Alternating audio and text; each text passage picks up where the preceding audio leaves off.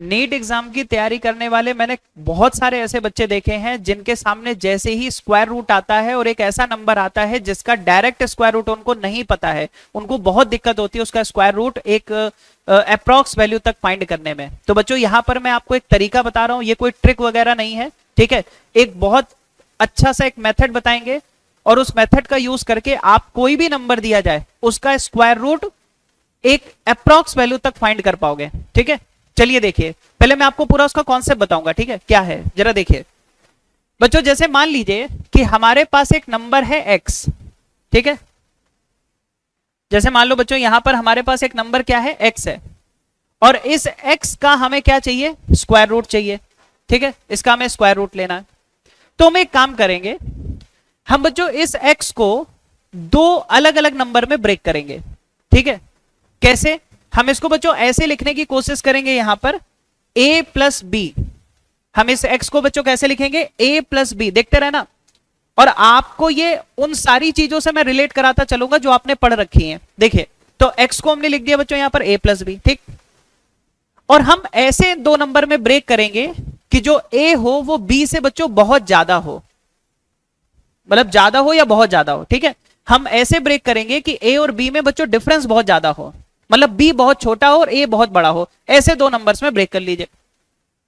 एक बात और ध्यान रखना है बच्चों, ये ध्यान रखना है कि जो a है उसका परफेक्ट स्क्वायर रूट आपको पता होना चाहिए, ठीक है। मतलब कि a ऐसा नंबर हो जिसका आप स्क्वायर रूट आपको पता हो। जैसे मान लीजिए हमसे कोई पूछे 9 का स्क्वायर रूट क्या है, तो 3 है, ठीक है। हमसे कोई पूछे कि 64 का स्क्वायर रूट क्या है, 8 है। कोई भी नंबर 225 का स्क्वायर रूट क्या है, 15 है ना। ये सब चीजें आपको डायरेक्ट पता होनी चाहिए। चलो देखो, तो बच्चों यहां पर हमने कहा कि a b से बहुत बड़ा है और a का जो स्क्वायर रूट है वो परफेक्ट वैल्यू है, वो हम जानते हैं। अब ध्यान से सुनना बच्चों, अगर हम यहां से इसमें से a कॉमन कर लें तो हमारे पास अंदर क्या बन जाएगा, 1 प्लस बी बाय ए, ठीक है।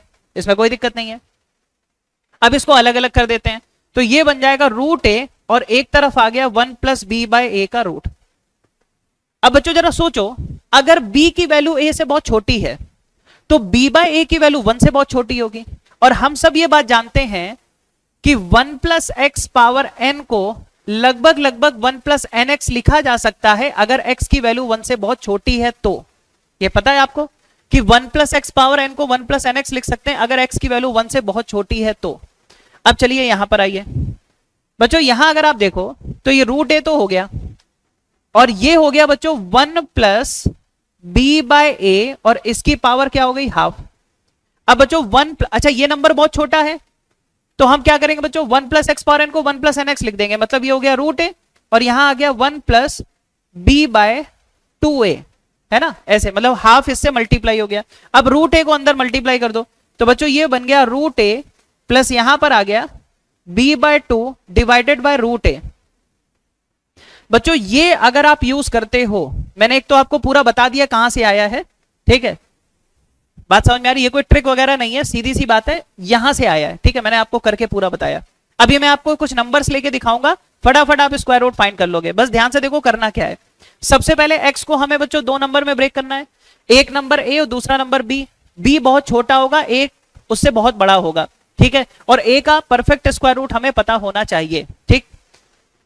तो बच्चों आंसर जो आएगा वो क्या आएगा कि भाई a का परफेक्ट स्क्वायर रूट आपको पता है, वो हमने लिख दिया रूट ए, और फिर जो दूसरा नंबर है b उसका आधा किया और फिर रूट ए से डिवाइड कर दिया, सीधा काम। अब जरा ध्यान से देखो, जैसे मान लो बच्चों हमसे कोई कहे कि भाई स्क्वायर रूट ऑफ 200 क्या होगा, ठीक है, या मान लीजिए 201 ले लें, ठीक है, मान लीजिए बच्चों 201 ले लें।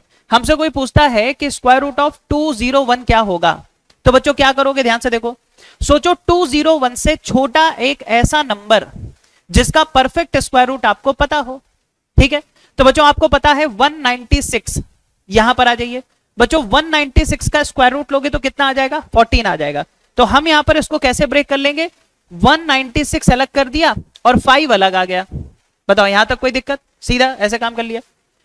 अब बच्चों ध्यान से देखो, 196 के सामने 5 काफी छोटा नंबर है, ठीक है। तो हम क्या करेंगे, ध्यान से देखो, अप्रॉक्स आंसर देखो, ये कोई एग्जैक्ट नहीं है, ये अप्रॉक्स आंसर देगा आपको। तो अप्रॉक्स आंसर क्या आएगा बताओ, मैंने आपसे क्या कहा था, एक हो गया बच्चों, ए यहां पर हमारे पास क्या आ गया 196 और बी हमारे पास क्या है 5 है।